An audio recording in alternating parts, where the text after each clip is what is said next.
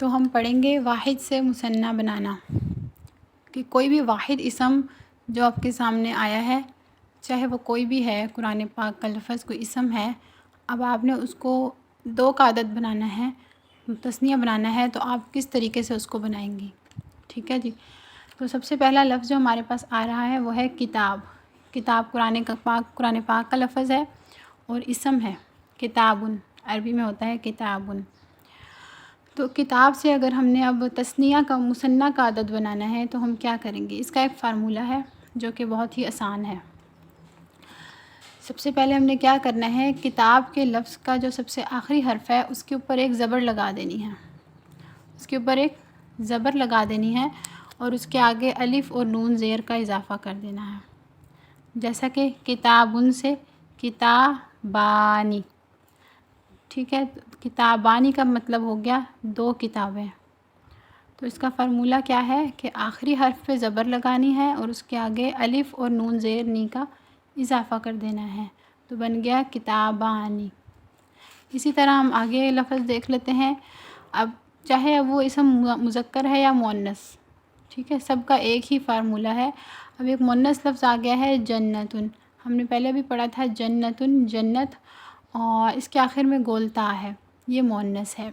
اس کو ہم مثنیٰ بنائیں گے تو کیا کریں گے، جنت کو ایز اٹ از کاپی کر دیں گے اور اس کے آگے کیا کریں گے، اس کے آخری حرف کے اوپر ایک زبر لگا دیں گے اور اس کے آگے ایک الف کا اضافہ کر دیں گے، الف اور نون زیر نی، تو کیا بن گیا جنتانی، جنتانی۔ اچھا، اب یہ جو گول تا تھی یہ جب آخر میں تھی، جب تک تو یہ ٹھیک تھا، گول تا تھی، لیکن جب یہ کسی حرف کے درمیان میں آ جاتی ہے نا تو یہ واپس اپنی اصلی حالت پہ بڑی والی تا میں واپس آ جاتی ہے، جو لمبی تا ہوتی ہے، کیونکہ درمیان میں تو گول تا کو پڑھنا ممکن نہیں ہے، نہ اس کو لکھنا ممکن ہے، تو وہ واپس اپنی لمبی والی تا کی اصلی حالت میں آ جاتی ہے۔ تو جنتن سے کیا بن گیا تثنیہ، جنتانی۔ ٹھیک ہے، یہی فارمولہ ہم نے مؤنث میں بھی لگایا اور مذکر میں بھی لگایا۔ اسی طرح کوئی بھی اسم ہو، میں نے آپ کو کہا تھا اس کی تثنیہ مثنیٰ بنانے کے لیے ہمیں یہی فارمولہ لگا دینا ہے بس۔ اب دیکھیں، یہ صفت ہے صالحن، صفت ہے، لیکن ہم نے اب اس کا مثنیٰ بنانا ہے تو ہم وہی فارمولہ لگائیں گے، صالحہ کے اوپر زبر لگا دیا اور اس کے آگے الف اور نون زیر نی کا اضافہ کر دیا، تو بن گیا صالحانی، 2 نیک مرد، 2 صفت ہو گئی، 2 نیک مردوں کی صفت ہے صالحانی۔ اسی طرح ایک لفظ آتا ہے آگے مؤنث، اسی طرح مؤنث صفت کو دیکھ لیتے ہیں، صالحتن، نیک عورت، سوری یہ غلطی سے تھوڑا سا غلط ہو گیا، صالحتن، یہ گول تا کے اوپر 2 پیش ہیں۔ اب ہم نے اس کی مثنیٰ بنانی ہے تو وہی فارمولہ لگائیں گے، صالحہ، آخری حرف تا پہ زبر لگائی، آگے الف اور نون زیر نی کا اضافہ کر دیا، تو بن گیا صالحہ تانی، صالحہ تانی۔ ٹھیک ہے جی، تو یہ فارمولہ بس آپ یاد رکھیں کہ آخر میں آنی لگانا ہے، ٹھیک ہے نا۔ تو کوئی بھی اسم ہے، چاہے وہ مذکر ہے، چاہے وہ مؤنث ہے، چاہے وہ کسی کی صفت ہے، چاہے وہ معرفہ ہے، چاہے نکرہ ہے، اسم کی کوئی بھی قسم ہے، ہم نے کیا کرنا ہے، اس کو مثنیٰ بنانے کے لیے یہی فارمولہ یاد رکھنا ہے، الف اور زبر، آخری حرف پر زبر اور الف اور نون زیر نی کا اضافہ۔ اب یہ حدیث مبارکہ کا ایک لفظ ہے خطبتانی، خطبتانی کسے کہتے ہیں، آپ بتائیے اس کا مطلب، 2 خطبے، ٹھیک ہے نا، خطبتن واحد تھا، خطبہ گول تا کے ساتھ، خطبہ، خطبتانی 2 خطبے۔ تو 2 خطبے کب پڑھے جاتے ہیں، جمعے کی نماز میں اور عیدین وغیرہ کی نمازوں میں 2 خطبے ہوتے ہیں، ٹھیک ہے نا۔ حدیث مبارکہ میں بھی آیا ہے کہ آپ صلی اللہ علیہ وسلم 2 خطبے پڑھا کرتے تھے اور ان کے درمیان میں تھوڑی دیر بیٹھ جایا کرتے تھے۔ تو یہ حدیث مبارکہ کا لفظ ہو گیا، جنتانی سے ہم نے پڑھ لیا۔ اب آپ نے اسی طرح یہی اصول جو ہے نا وہ آپ نے لاگو کر لینا ہے، ہر لفظ پر جو بھی آپ نے اسم پڑھے ہیں تو ان کو آپ کر لیں۔ مثلاً آپ بتائیں 2 قلم، 2 قلم، یہ 2 قلم ہے تو اس کو ہم کیا کہیں گے، جی قلمانی، قلم 1 قلم اور 2 قلم قلمانی، ٹھیک ہے. اسی طرح 2 کتابیں کتابانی. ٹھیک ہے. اور مسجدیں 1 مسجد اور 2 مسجدیں مسجدانی.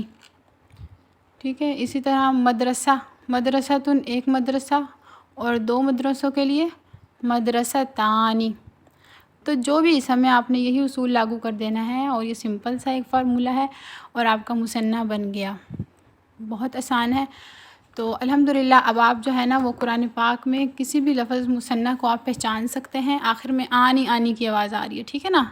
آنی، قلمانی، مسجدانی، کتابانی، جنتانی.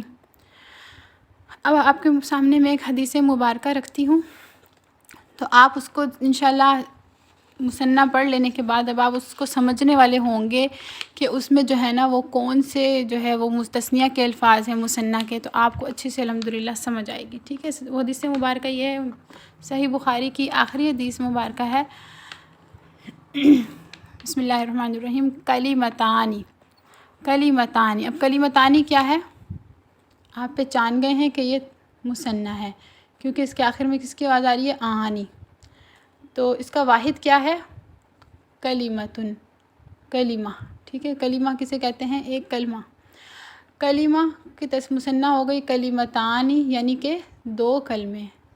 حدیث مبارکہ میں آتا ہے کہ 2 کلمے حبیبتانی. حبیبتانی. ٹھیک ہے. تو بتائیے یہ بھی تو مثنیٰ ہے نا، آنی کی آواز آ رہی ہے. اس کا واحد کیا ہے؟ حبیبتن. گولتا کے ساتھ حبیبتن. تو حبیبتن کا مذکر کیا ہے؟ حبیب. حبیب ہو گیا. تو حبیب کا معنی کیا ہوا؟ پیارا. حبیب کہتے ہیں پیارا، محبوب. تو حبیبتن مؤنث کا کیا معنی ہو گیا؟ پیاری. تو مؤنث کے الفاظ کی تثنیہ یہاں پہ بیان ہوئی ہے کیونکہ پیچھے مؤنث کی بات ہو رہی تھی. کلیمتن مؤنث تھا تو اس کی آگے انہوں نے صفت وغیرہ بیان کی ہے کہ وہ کلمے 2 کلمے بہت محبوب ہیں. حبیبتانی محبوب ہیں 2 کلمے، یہ مثنیٰ ہے. کس کو محبوب ہیں؟ الرحمانی. رحمان کو محبوب ہیں. ٹھیک ہے. اب اگلی حدیث کا یہ حصہ ہے جی خفیفتانی. خفیفتانی کیا ہے؟ واحد ہے کہ مثنیٰ ہے؟ تو آپ پہچان گئے کہ آنی کا آخر میں آواز آ رہی ہے، زبر اور الف نون زیر نی کا اضافہ ہے. خفیفتانی مثنیٰ ہے. ٹھیک ہے. اور اس کا واحد کیا ہے؟ خفیفتن گولتا کے ساتھ. اور خفیفتن کا مذکر کیا ہوگا؟ خفیف. خفیفن. اب خفیف کا میننگ کیا ہوتا ہے؟ جی ہلکا. تو ہلکے کا کیا ہو گیا پھر کہ 2 کلمے ہلکے ہیں.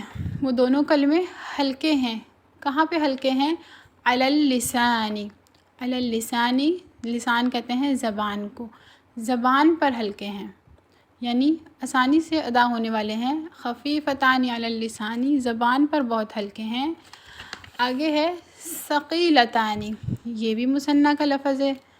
آخر میں آنی کی آواز آ رہی ہے. ثقیلتانی. تو ثقیلتانی کا واحد کیا بنا؟ ثقیلتن. ثقیلتن کا مذکر ثقیلن. ٹھیک ہے نا. تو ثقیل کا معنی کیا ہوتا ہے؟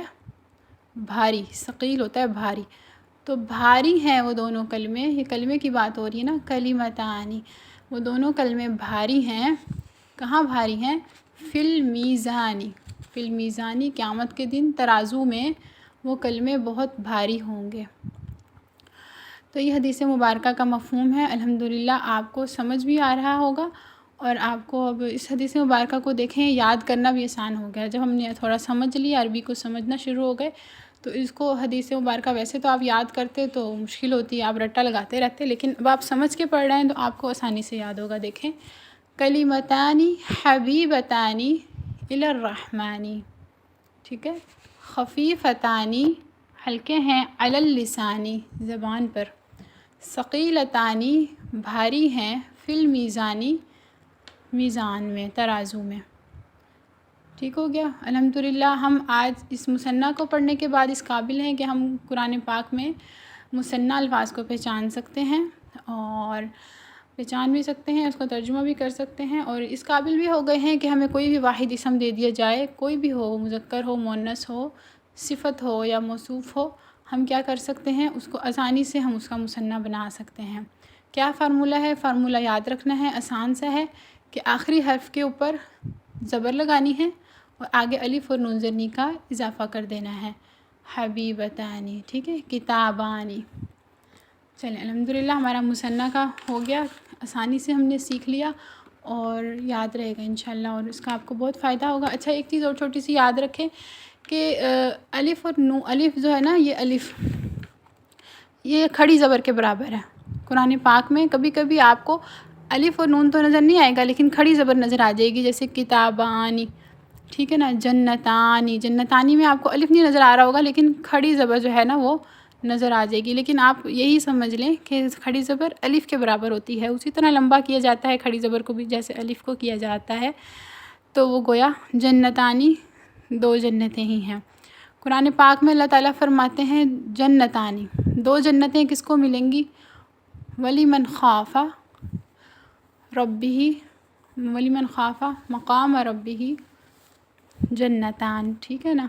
قرآن پاک میں فرمایا کہ اس شخص کے لیے دو جنتیں ہیں جو اپنے رب کے سامنے کھڑا ہونے سے ڈر گیا۔ تو رب کے سامنے کھڑا ہونے سے ڈرنے کا کیا مطلب ہے؟ اللہ تعالیٰ کا خوف ہونا۔ تو اللہ تعالیٰ کا خوف، اللہ تعالیٰ سے ڈر کیا چیز ہوتی ہے؟ اب میں آپ سے پوچھوں کہ کیا آپ اللہ تعالیٰ سے ڈرتے ہیں؟ تو آپ کہیں گے کہ جی ہاں ہم تو ڈرتے ہیں، بلکہ بہت زیادہ ڈرتے ہیں الحمدللہ۔ تو بات یہ ہوتی ہے کہ ڈرنا اصل میں ہوتا کیا ہے؟ تو ڈرنا یہ ہوتا ہے کہ ہم کسی کام کو، غلط کام کو اس کے سامنے کرنے سے ڈریں۔ ہم لوگوں سے تو بہت ڈرتے ہیں کہ ہاں میں آپ کے سامنے کوئی غلط کام نہیں کروں گی، ٹھیک ہے، اور آپ میرے سامنے یا کسی بھی کے بھی سامنے کوئی غلط کام نہیں کریں گے، لیکن جیسے ہی ہمیں موقع ملے گا تو ہم غلط کام کر لیں گے۔ تو یہ ہوتا ہے اللہ تعالیٰ کا ڈر کہ جب ہمیں موقع بھی ملے اور ہمیں کوئی بھی نہیں دیکھ رہا اور ہمارے پاس موقع مل جائے، اس وقت ہم اللہ کے ڈر سے اس کام کو نہ کریں کہ اللہ تعالیٰ ہمیں دیکھ رہے ہیں، ہمیں ان کے سامنے جانا ہے، ہم ان کے سامنے جواب دینا ہے ہمیں۔ تو یہ ہوتا ہے اللہ کا خوف کہ جب آپ کو موقع اویلیبل ہو اور پھر آپ اس گناہ سے بچ جائیں۔ یہ نہیں ہوتا اللہ کا ڈر کہ ہمیں موقع ہی نہیں مل رہا گناہ کا تو ہم نہیں کر رہے، تو اس میں کمال نہیں ہے۔ بات یہ ہے کہ ہمیں تنہائی میں جو ہے وہ اللہ کا خوف، تنہائی میں بھی انسان گناہ سے بچے، تو یہ ہے اللہ کا خوف۔ تو فرمایا کہ دو جنتیں اس کو ملیں گی، تو یہ اتنا آسان کام نہیں ہے جو دو جنتیں ایسے ہی نہیں مل جائیں گی، ٹھیک ہے نا۔ تو فرمایا کہ اس شخص کے لیے جو اپنے رب کے سامنے کھڑا ہونے سے ڈر جائے، دو جنتیں ہوں گی۔ یہ ہم نے تثنیہ کا آج سمجھ لیا الحمدللہ۔ تو اب ہم دوسرا ٹاپک بھی ہے تھوڑا سا، وہ بھی پڑھتے ہیں، تو اس ویڈیو کو بند کرتے ہیں۔